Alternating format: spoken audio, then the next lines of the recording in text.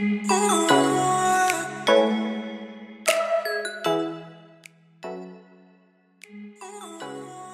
semuanya, apa kabar lagi dengan saya Latazan Tanah Bumbu. Dan di belakang saya ini ada satu unit mobil Toyota Calya. Dimana Toyota Calya ini saya cukup sedih dan prihatin ya. Cukup sedihnya kenapa? Karena ini kita bisa lihat di sini ada kap mesinnya keluar, bempernya masuk gitu. Ini ditabrak orang gitu, dan kebetulan orang itu sayang sekali entah itu takut atau gimana ya, tidak bertanggung jawab untuk mengganti rugi gitu. Bahkan saya tidak ketemu dengan beliau gitu. Jadi pada saat ini saya tiba-tiba kaget, mobil saya ini udah seperti ini gitu.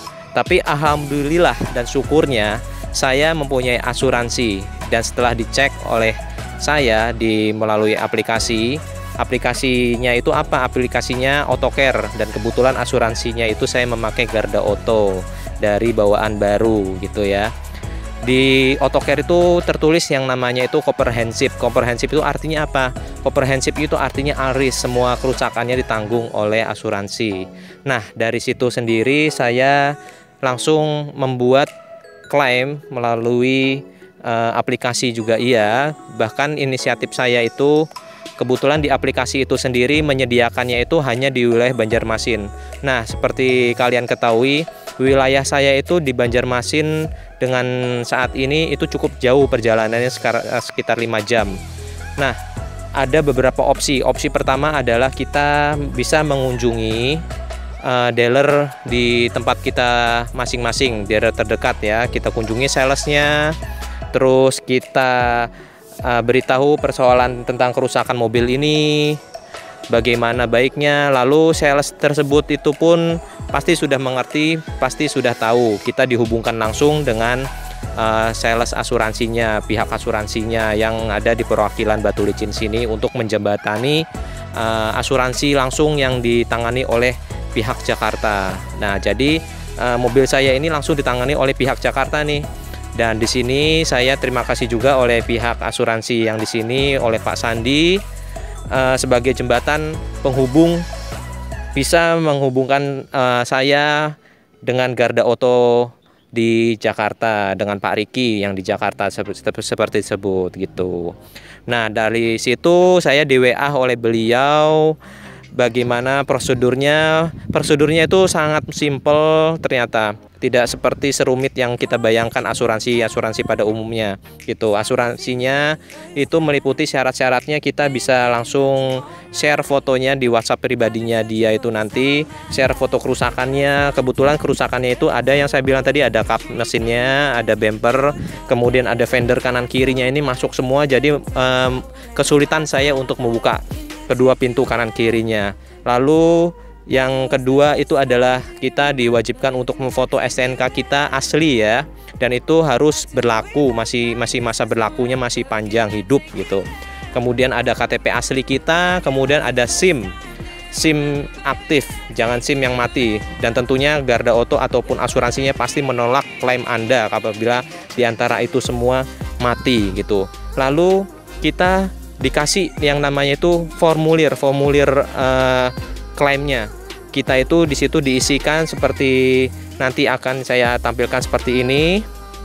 Di situ tercatat ada yang namanya nama, kemudian ada yang namanya siapa yang mengemudikannya, pada jam berapa, terus ada yang namanya kronologisnya seperti apa, kejadiannya jam berapa, terus apa saja kerugiannya, seperti itu. Lalu kita bubuhkan tanda tangan kita di bawah formulir tersebut.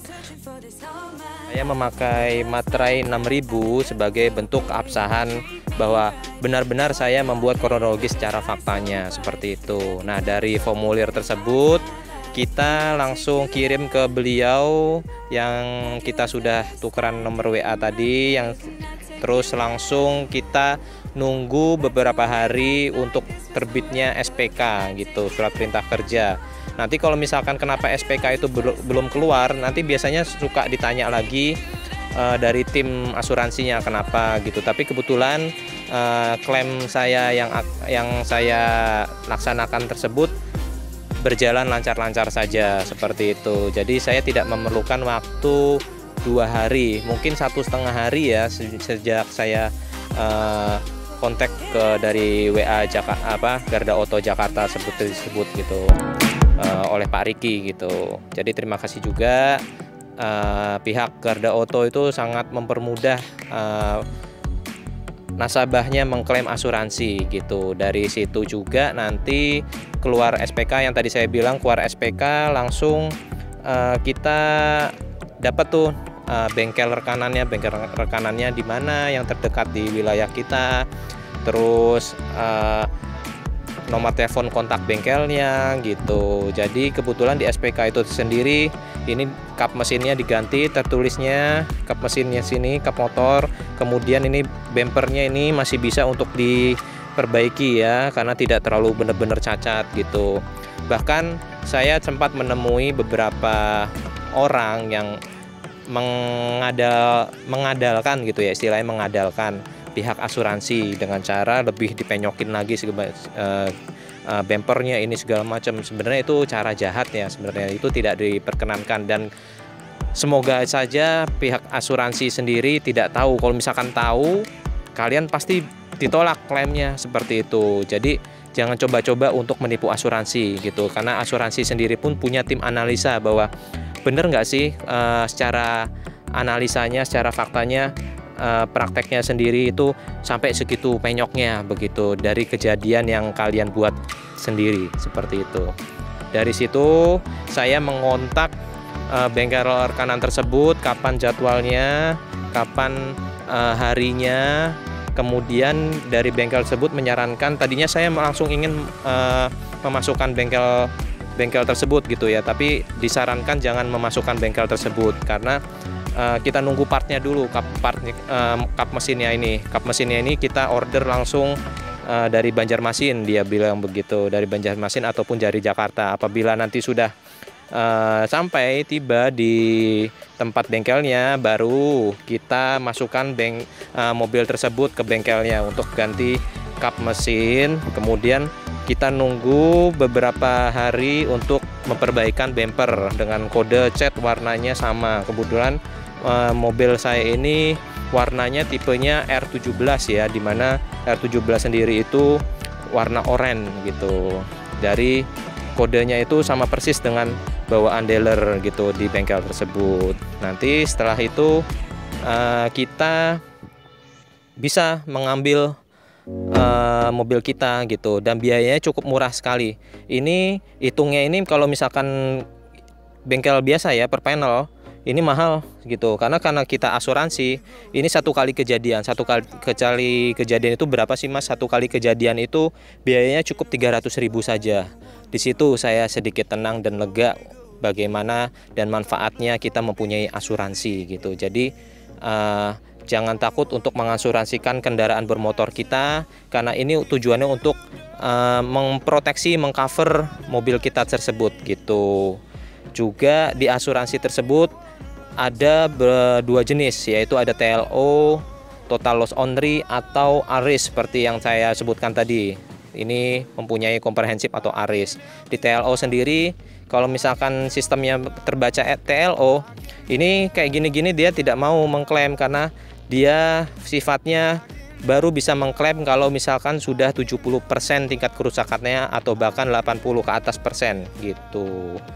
Jadi seperti itu, nanti kita sambung untuk bagaimana cara tahap-tahapnya, mulai dari kita masuk bengkel, terus mulai dari kita wawancara dengan pihak bengkel tersebut, bagaimana proses-prosesnya penggantian kap mesin tersebut gitu. Jadi jangan ragu ya untuk membeli asuransi gitu, baik Anda mempunyai mobil baru ataupun mobil bekas gitu, karena pada prinsipnya sama gitu.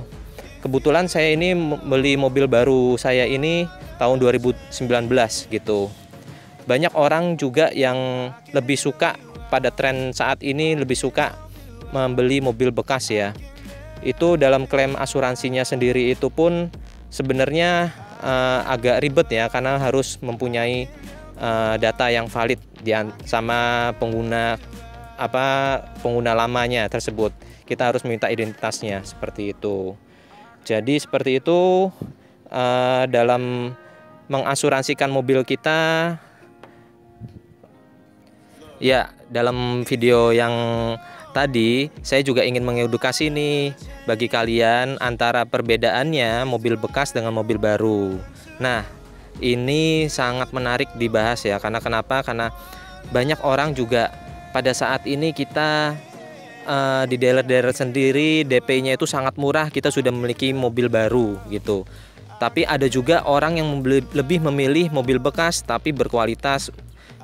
Itu dia berpikir rata-rata juga untuk menunjang supaya populasi kendaraan di Indonesia itu tidak semakin meningkat. Itu bagus juga gitu. Tapi apa sih perbedaannya mobil baru dengan mobil bagus? Mobil baru ya, maksud saya, mohon maaf gitu. Mobil baru tersebut ini kita sudah bisa merasakan mobil baru saat pertama kali. Mobil bekas kita masih setengah-setengah ya, apakah ini sudah rusak atau bagaimana, walaupun kondisinya kelihatan prima gitu. Dalam pemerintah Indonesia sendiri pun saat ini seperti yang kita ketahui, mungkin kalian ingat ya, waktu pertengahan bulan September Kementerian Perindustrian mencanangkan untuk supaya mobil baru ini pajaknya 0% gitu. Sebenarnya pajak 0% sendiri itu meliputi apa sih pajak-pajaknya? Nah, sebelum ada pajak 0% itu, kalau misalkan kita seandainya membeli mobil baru, ini saya membeli mobil baru nih, pajak yang dikenakan apa saja? Pajak yang dikenakan antara lain PPN itu sebesar 10%, kemudian itu ada pajak pembelian barang mewah itu sebesar 10% sampai 125%, kemudian pajak biaya balik nama daerah itu mencapai 10%, dan 2,5% pajak daerahnya, kemudian dan pajak progresifnya seperti itu, pajak progresifnya. Dan dari situ semua yang disarankan dari Kementerian Perindustrian supaya pajaknya 0% gitu, pajak-pajak itu. Nah, memang itu merelaksasi supaya masyarakat itu supaya bisa membeli mobil baru ya, tapi tidak mendongkrak ke ekonomi menurut saya. Kenapa? Karena menurut saya itu manufaktur itu tidak terlalu bermanfaat sekali ya ekonominya, karena kita masih punya beberapa industri yang lainnya, sektor-sektor ekonomi yang lainnya yang perlu dibantu seperti itu. Juga dalam hal kebijakan itu, apabila nanti benar-benar terjadi, itu akan mengubah anjloknya kendaraan-kendaraan kita. Mungkin kendaraan saya ini yang di depan saya ini yang saya pakai ini bisa seharga NMAX 30 juta atau 40 juta seperti itu. Jadi banyak pertimbangan sebenarnya, dan bagusnya lagi saya mengikuti tren perkembangannya bahwa Kementerian Keuangan tersebut, Sri Mulyani, itu tidak merekomendasikan atau tidak mempertimbangkan adanya pajak 0% gitu. Kenapa? Karena itu akan merusak sistem rantai ekonomi kita di Indonesia gitu. Sistem penjualan, harga jual dan harga belinya mobil kita atau motor kita gitu. Dan di situ juga dalam hal kita ingin membeli mobil bekas pun kita juga mewajibkan itu tadi kondisinya semua, dan supaya tidak supaya tidak jomplang gitu ya harga-harganya gitu. Jadi dari situ semua kita bisa merasakan bagaimana nanti kedepannya, nanti di Januari 2021 ekonomi kita itu sudah mulai membangun dengan adanya virus pandemi COVID-19 ya, mohon maaf, di 2020 ini. Dan itu tadi yang saya paparkan, semoga nanti berguna ya. Walaupun di tahun 2021 yang akan mendatang, ini saya kejadiannya ini mobilnya ini penyok dan harus diam nanti di Januari, udah mulai masuk bengkel. Ya semoga berkah selalu ya, apa yang saya gunakan, apa yang saya berikan edukasinya, yang video-video yang sebelumnya saya paparkan, dan semoga Anda semua juga jangan mengalami seperti saya. Saya pun parkir aja berdiam diri, mobil sudah anteng, masih bisa ditabrak oleh orang-orang yang ceroboh gitu. Bagaimana kalau Anda bisa sambil menggunakan mobil, terus mobil itu tersebut menabrak gitu. Jadi prinsip kehati-hatiannya betul-betul untuk dijaga. Nah, ilmu yang saya berikan kembali itu pada umumnya kita ini kebetulan pakai mobil yang ini ya, kelas sedan ya, ininya jarak sumbu antara tanahnya. Itu pun saya juga nggak berani kalau misalkan saya ngebut di jalan. Karena kenapa? Karena udaranya itu masuk, apalagi itu mobil seperti kelas-kelas sport yang tinggi-tinggi, Pajero, Fortuner itu. Bahkan kalian bisa lihat sendiri deh di video berikut ini. Así que me gusta.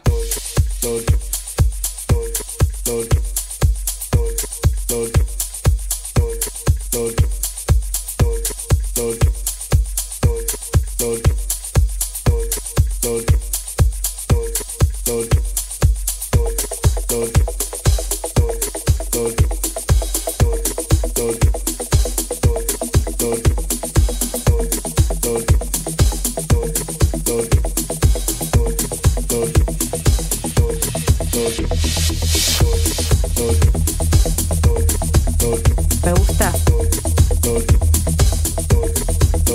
Me gusta.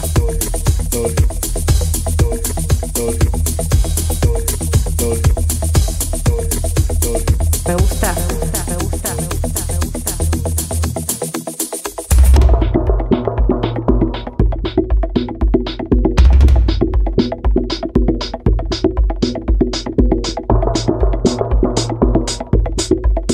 Me gusta.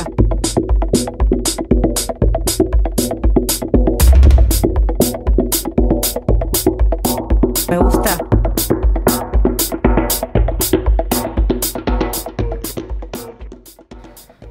Nah, di video yang tadi saya paparkan tadi, apa yang Anda pikirkan di benak Anda? Nah, di video berikut itu tadi, saya ingin menjelaskan bahwa mobil-mobil yang tinggi-tinggi segala macam itu tidak cocok untuk lari cepat ya, meskipun tenaganya itu beribu-ribu cc gitu. Karena kenapa? Karena udara semakin banyak mengalir ke bawah kolong itu akan terjadi akibat aquaplaning gitu. Aquaplaning itu yang dimaksudkan yaitu tadi udaranya masuk ke kolong, kemudian membanting kemudi dan mobilnya tersebut, mengguling-gulingkan mobil. Terjadi insiden yang kalian lihat sering di jalan raya tol ya, di tol. Dan kebetulan di sini nggak ada tol, tapi lagi dicanangkan nih tol di sini. Semoga benar-benar terrealisasi ya gitu. Jadi bagi Anda pengguna mobil wajib tahu tipe mobil apa yang Anda kendarai, kecepatannya usahakan kecepatan standar saja. Juga bagi Anda yang pengguna mobil penggerak roda depan FWD, itu jangan sekali-kali untuk menambah kecepatan langsung ngerem mendadak, itu nanti akan tergelincir, ngesot dia ke depan gitu. Jadi itu sekian dari informasi yang saya berikan, semoga bermanfaat. Terima kasih.